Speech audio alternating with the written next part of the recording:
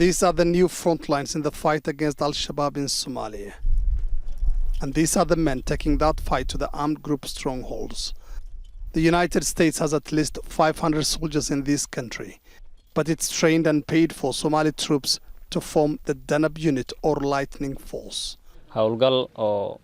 Apart from our operations against Al-Shabaab fighters to retake territories under their control, we also target their assassins, bomb builders and those who kidnap foreigners in our country.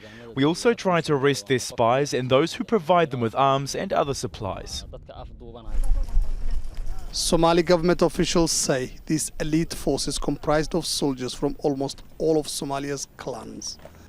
Danab units have killed some of Al-Shabaab's senior leaders. And in areas they have retaken from the Al-Qaeda-linked group, they are winning the support of local people. Things are much better than before in terms of security. We are not living in fear anymore. The soldiers are God-sent. We are forever thankful to the government. The Danab Brigade was launched as a 150-person unit roughly 5 years ago, but has since grown to become one of Somalia's most used military forces. While U.S. forces in Somalia carry out airstrikes and drone attacks against Al-Shabaab fighters, it's these forces who've been carrying out the bulk of the ground assault against the group. Officials say the plan is to develop Danab into a force of 3,000 soldiers capable of removing Al-Shabaab fighters from towns and villages across the country. The regular Somali National Army is involved in the fighting too. We have achieved many victories. We spent a lot of time preparing for the current offensive against Al-Shabaab, but it was worth the wait.